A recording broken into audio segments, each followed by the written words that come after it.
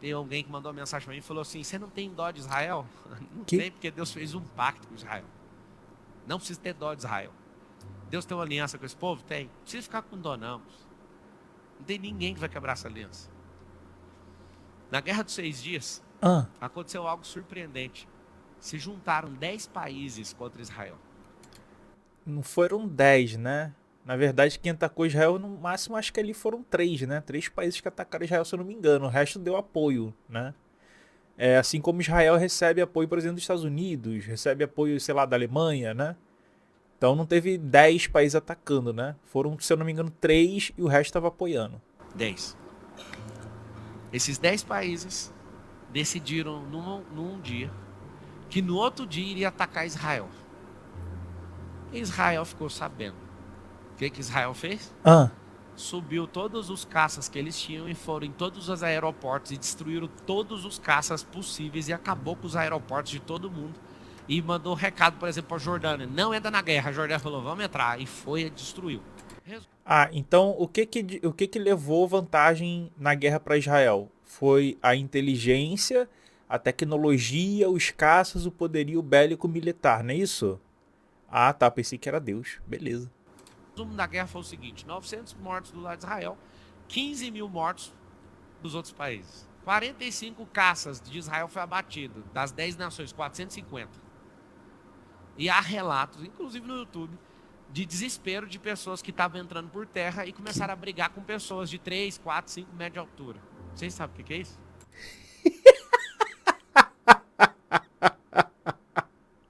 Caralho, o cara mente que nem sente, mano. Porra, os árabes foram entrar em Israel e aí começaram a brigar com pessoas de 4, 5 metros de altura. Porra, respeita. Tá, quando eu não tava lá. Mas eu sei que... Entendeu? Ele joga e foda-se. Mas o que ele quis dizer aqui é que quem protege Israel é Deus, é anjo. Que você não precisa se preocupar com Israel. Quem protege lá é Deus e o anjo. E eu preciso que você guarde essa informação do que ele disse, que é o que muitos religiosos dizem por aí, que quem protege Israel é Deus, né? A arma do diabo, nesse momento, não está voltada contra Israel, porque quem guarda Israel é Deus. Aqui, ó, tá vendo? Quem guarda Israel é Deus. Eu já tive em Israel, Líbia, Jordânia, Cisjordânia, Egito, tudo cercando Israel. Porque eles não pegam todos os mísseis, viram para Israel e acabam com Israel de uma vez só. Por mais que o sistema de defesa de Israel seja poderoso, todas as nações atacando ao mesmo tempo, não tem sistema de defesa que dá certo. E nunca tentaram isso na história? Sempre tentaram isso. Inclusive, recentemente, o Hamas, Hezbollah, o Irã, os Houthis, né, no Iêmen, todo mundo tentou atacar Israel ao mesmo tempo, né? Só que eles esquecem que Israel tem um sistema de defesa, não um, né, mas mais de um. Tem o Iron Dome, tem o Iron Beam, tem o Rel, o David Sling, tem caças, tem as outras nações que ajudam a bater. E aí, no caso, tem que parar para pensar que é o seguinte: por mais que todas as nações ou esses outros países ataquem Israel ao mesmo tempo, esses países eles têm limitações, tá? Eles não conseguem atacar, lançar... Um país tem 3 mil mísseis em estoque, mas tem 100 lançadores, 200 lançadores, 300, 400 lançadores. Eles não vão conseguir lançar tudo ao mesmo tempo. Eles não vão conseguir pegar 3 mil mísseis e lançar ao mesmo tempo para fazer um ataque de saturação, né? E aí acabar com as defesas. E se lançar tudo ao mesmo tempo, eles vão ficar sem mísseis para retalhar e vão sofrer contra-ataque, entendeu? Então, cara, eles tentaram isso, tá? Tentaram e tentam várias vezes ataques de saturação contra Israel, tá? E tanto que vira e mexe, um ou outro míssil escapa e atinge Israel. Então isso que ele tá falando não faz o menor sentido, mas para crente que tá ouvindo ele, aquilo ali pode parecer fazer algum sentido, né? Quem protege Israel não é seu sistema de defesa. A Bíblia diz que Miguel, rei da glória, Miguel é o anjo que guarda aquela nação. Você não pegou? Miguel já botou Satanás para correr uma vez. Miguel já venceu o diabo uma vez. Olha pra cá, é Deus tirando onda com a cara do diabo. Eu não vou nem eu guardar, eu vou mandar meu anjo lá para guardar meu povo. Então você viu que pro Júnior Trovão, quem guarda Israel é o anjo Miguel, né? Deus e o anjo Miguel, tá? Então você viu aí que na cabeça dele é isso. Agora, vamos ver se isso de fato é verdade. Vamos ver aqui na própria Bíblia e em alguns fatos históricos para ver se Deus e Miguel protegem Israel, tá? 1 Reis 14, do versículo 25. No 5º ano do reino de Roboão, Sisaque, rei do Egito, atacou Jerusalém. Levou embora todos os tesouros do templo do Senhor e do palácio real, inclusive os escudos de ouro que Salomão havia feito. Cadê Deus protegendo aqui? Por que Deus não protegeu aqui e o templo foi saqueado? Aí complica, né, meus colegas? Cadê Gabriel, Miguel? Cadê Deus? Aí não teve, né? Aí é aquela questão. Quando Israel é derrotado, quando Israel, os judeus são mortos, perseguidos, aí qual é a desculpa? É Deus fazendo provação, é Deus punindo pelo pecado de Israel, né? É Deus pecando pela transgressão, pela iniquidade, né? Fazendo aí, inventa um monte de desculpa, né? Quando Israel ganha, não, é Deus que levou a vitória, é Deus que protegeu, é Deus que está guardando, é Miguel, né? Então, preste atenção, Deus nunca perde na história. O personagem nunca perde. É tipo time. Quando você tem time de futebol, quando você ganha, você fala que foi porque você fez isso, porque você estava usando a sua cueca da sorte, porque você deu 3 pulinhos, porque você brigou na sua casa, né? Que você pediu a Deus, que você orou para Deus dar a vitória pro seu time. Quando o seu time perde, você fala que foi o jogador que não teve raça, que o juiz roubou, que o técnico é burro, né? É assim que funciona, a mesma coisa aqui. Então Deus não perde. O que acontecer, se Israel ganhar, foi Deus que deu a vitória. Se Israel perder, foi Deus que puniu.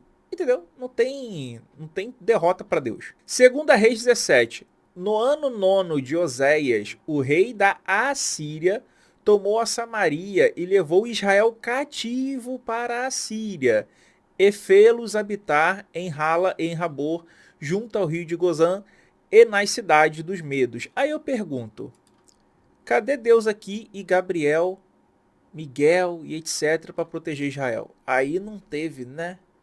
Aí não teve, né, meus corego? Aí vai falar o quê? Não, aí foi castigo de Deus, aí foi Deus que puniu, etc, etc, etc. É a desculpa. 2 Reis 25, a partir do 1. E sucedeu que no 9º ano do seu reinado, no mês 10º, aos 10 do mês, Nabucodonosor, rei da Babilônia, veio contra Jerusalém. Ele e todo o seu exército, e se acampou contra ela, e levantaram contra ela trincheiras em derredor. E a cidade foi sitiada até ao 11º ano do rei Zedequias. Aos 9 do mês 4º, quando a cidade se via apertada pela fome, nem havia pão para o povo da terra. Então a cidade foi invadida e todos os homens da guerra fugiram de noite pelo caminho da porta, entre os 2 muros que estavam junto ao jardim do rei, porque os caldeus estavam contra a cidade em redor, e o rei se foi pelo caminho da campina. E aí vai, né? Então aqui o rei da Babilônia invadiu e conquistou. Cadê Deus? Cadê Gabriel? Aí novamente, né? Quando Israel perde, quando Israel não é protegida, tem que falar o quê? Que foi Deus que puniu, não é isso? Então, novamente, mais um exemplo de conquista da nação de Israel. 1 Samuel 4. Então pelejaram os filisteus, e Israel foi ferido, fugindo cada um para sua tenda, e foi tão grande o estrago que caíram de Israel 30.000 homens de pé. Caraca, mano, cadê Deus protegendo aqui, hein? Aí, e foi tomada a arca de Deus, e os 2 filhos de Eli, Rofini e Finéias, morreram. Então, novamente, no caso aqui dessa derrota para os filisteus, que até levaram a arca da aliança, aqui vão falar o seguinte, não, foi punição de Deus, do pecado, não sei o que, sei que lá, né? A transgressão de Israel, etc, etc, etc. Quando Israel ganha, é Deus que protege. Quando Israel perde, é Deus que puniu.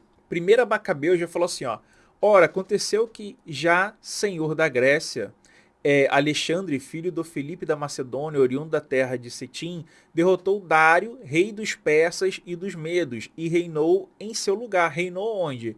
No império dele, né? Inclusive conquistando ali a região onde fica Jerusalém. tá? Então Jerusalém, além de estar sob o domínio dos persas, dos medos, etc., ficou sob o domínio, inclusive, dos gregos, né? Porém, Alexandre ele reinou durante 12 anos e morreu. Seus oficiais exerceram poder, cada qual pelo seu próprio reino. Puseram todos o diadema depois de sua morte, e após eles, seus filhos durante muitos anos. E males em quantidade multiplicaram-se sobre a terra. Que terra essa aqui é a terra de Israel, tá? Então, veja que várias conquistas e reconquistas e controle de Israel se sucedeu, inclusive, no período interbíblico. Aí, depois disso, você tem a questão da conquista dos romanos, né? Aqui você tem, inclusive, a conquista ali em 73, né? E a destruição do templo em 70 pelos romanos, tá? Então, Israel também foi conquistada pelos romanos. Novamente, né, em 135, a revolta de Bar Kokhba foi fulminada pelos romanos. E aqui eles foram expulsos, tá? Onde vai virar Filistim, né? Que os romanos dão o nome de Filistim, que vira Filisté, que vira Palestina, né? Aí vai virar o nome que você conhece hoje de Palestina devido a essa derrota dos judeus pelos romanos, tá? E aí Jerusalém também foi conquistada pelos muçulmanos, né? O cerco de Jerusalém foi uma decisiva batalha travada pelo controle de Jerusalém entre 20 de setembro e 2 de outubro de 1187, quando os homens de Balião de Ibelim renderam a cidade a Saladino, um poderoso sultão muçulmano. Esta derrota para os cristãos assinalou o fim do primeiro reino de Jerusalém, tá? Então tá aí mais uma derrota de Israel. Aí eu pergunto a vocês, cadê Deus, Gabriel, Miguel aqui protegendo? Não teve, né? Aí não teve, né? Aí vão falar o quê? Ai, Antônio, esses cristãos eram muito pecadores. Essa aqui, Batalha de Jerusalém, né? Aqui já envolvendo o Império Britânico, envolvendo ali a questão do Império Otomano, etc, etc, etc. Aqui eu quero que vocês prestem atenção no seguinte, existe um movimento, né, uma perseguição contra judeus, outros grupos também, mas era muito comum entre os judeus, que chamavam pogroms, tá? A violência antijudaica que varreu o Império Russo no final do século XIX estimulou muitos judeus a emigrarem e se organizar politicamente. Os judeus, eles foram assassinados em massa em perseguições de pogroms, que isso vai culminar na questão deles terem que se defender, né, se organizar e começar a criar a ideia daquilo que viria a ser o sionismo, tá? Por causa dessas perseguições e matanças que eles sofriam. E aí esses pogroms, essa ideia anti-judaicas vão culminar no holocausto dos nazistas durante a Segunda Guerra Mundial, que vocês sabem muito bem sobre, não tem por que eu ficar explanando isso, que vai levar na famosa criação lá do Estado de Israel, que vai trazer a Guerra Árabe-Israelense em 1948. Aqui, ó, onde você vai ter aqui, ó, o Egito, a Síria, Iraque, Jordânia, Líbano, Arábia Saudita, né, que estavam ali lutando contra Israel, né, contra o que viria a ser o território de Israel. E aí teve a Guerra dos 6 Dias, né, que vai culminar aqui, ó, em mais um conflito envolvendo aqui as ligas árabes, né, Síria, Egito, Jordânia, Iraque, Kuwait, Arábia Saudita, Argélia, Sudão, que vai ter a Guerra do Yom Kippur, que também vai ser contra uma coalizão de estados árabes lideradas pelo Egito e pela Síria, e etc, etc, etc. Então agora eu quero que vocês vejam Deus protegendo Israel, tá? Esse aqui é Deus. Ó, olha Deus aqui, ó. Olha lá, ó o anjo Gabriel. Ih, olha lá Miguel. Olha Miguel aqui, ó. Ó Miguel. Miguel, Gabriel. Olha lá. Ih, olha lá. Caraca, Miguel derrotando o Satanás ali, ó. Ih, caraca. Ih, mas aqui falhou. Deus falhou, hein. Caraca, Deus falhou ali. Ó, olha lá. Ó Miguel subindo. Cadê Gabriel? Gabriel. Cadê Miguel? Sobe aí, Gabriel. Eita, falhou de novo. Caraca, poxa. Olha lá. Ó, olha lá os anjos indo lá. Olha lá os anjos. Ih. For days, Israel's defenses have largely held up against Iran's missile attacks. Ó, There's a growing concern that Israel is burning through its defensive weapons. quero que vocês entendam uma coisa. Cada míssil desse aqui, de um sistema Arrow, de um David Sling, de um Iron Dome, todos esses sistemas são caríssimos, tá? São complexos de sistemas de defesa, formando uma rede caríssima. Cada míssil desse custa de milhares de dólares a milhões de dólares. Tá? Para você derrubar um míssil daquele, às vezes um foguete, você vai gastar milhares ou milhões de dólares em cada míssil desse. Fora salário dos trabalhadores, equipe técnica, manutenção de aparelho, logística, tudo isso são milhões ou bilhões de dólares envolvidos para uma operação dessa de defesa. Então não tem Deus, não tem anjo, tem Gabriel nenhum ali não. Fora os caças, que só algumas horas de voo de um F-35 são milhares de dólares, tá? Milhares de dólares. Um F-35 voando ali 1 hora. Fora os mísseis que esses caças usam para bater drones, fora tudo isso. Tá? O salário do piloto, tudo isso daí é caríssimo. Então quem está protegendo Israel? É Deus? É Jesus? É Gabriel? É Miguel? Não. É a tecnologia e a ciência. And its Arrow interceptors, which play a key role in taking out Iran's ballistic missiles, are in short supply. Esse é o sistema de defesa aí, ó. É o Arrow. Esse aqui é o Iron Beam, tá, galera? Esse laser aqui, ele é um sistema novo que está sendo desenvolvido por Israel para poder prevenir ataques de mísseis de curto alcance, né, de drones, etc. Você acha que custa quanto para desenvolver um negócio desse? Cada disparo aqui é muito barato, tá? Desse laser aqui é barato. É tipo coisa de 2, 3 dólares. Mas para você desenvolver isso aqui, quantos cientistas, quantas equipes técnicas não foram ali envolvidas para desenvolver todo esse sistema aí do Iron Beam? Esse aqui é do canal Virage BRnet. Olha a explicação aí, ó. Esse aqui são os mísseis feitos no Irã, né? Modelos Shahab-3 ou EMAD representam um enorme investimento e um grande poder destrutivo. O custo de cada um varia entre 500 mil e 2 milhões de dólares, dependendo. Isso aí... milhões de dólares. Ou seja, 2 milhões de dólares que pode custar um míssil desse aqui do Irã para atacar Israel. Aí eu pergunto a vocês, quantos milhões ou bilhões de dólares Israel e o Irã e os outros países poderiam economizar? São milhões e bilhões de dólares que poderiam ser aplicados para as pessoas pobres e humildes. Mas não. Esses líderes políticos estão em guerra totalmente desnecessária.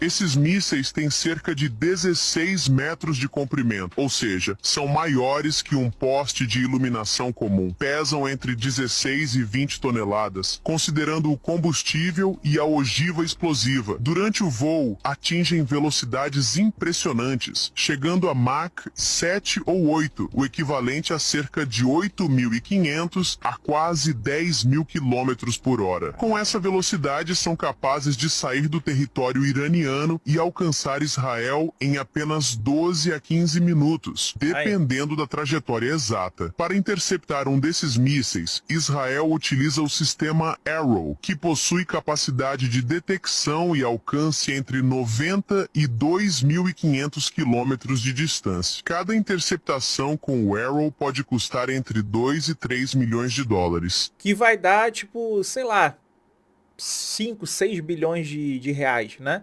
Então com 5, 6 bilhões de reais, você acha, pensa aí comigo, você acha que daria para resolver muitos problemas de Gaza?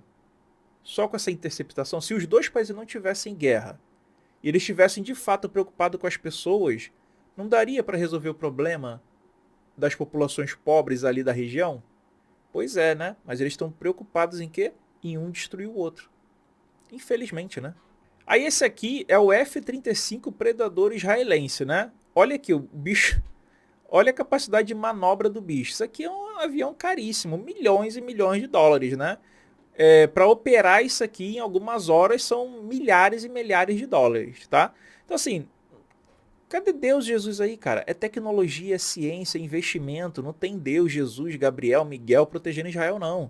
Vai Israel deixar de comprar os mísseis do sistema Arrow, do sistema David Sling, do sistema Iron Dome, vai ele deixar de ter os caças, né, de alta tecnologia, os caças furtivos, os caças de combate, vai deixar para ver se milhões de israelenses não vão morrer, não vão ser atacados. Então não tem condições um negócio desse, né? A gente ouviu uma baboseira dessa de que é Deus que está protegendo. Israel sempre foi atacada, sempre foi destruída, Deus nenhum protegeu. Pelo contrário, os autores da Bíblia acharam uma solução brilhante, né? Fala que quando perde foi castigo de Deus, né? E aí tá aí até hoje, né? Quando perde é só falar que é castigo de Deus, quando ganha é para falar que foi vitória dada por Deus ou proteção de Deus. O Domo de Ferro de Israel é um sistema antimíssil que intercepta e destrói mísseis no ar. Desenvolvido ao longo de 35 anos, iniciou as operações em 2011.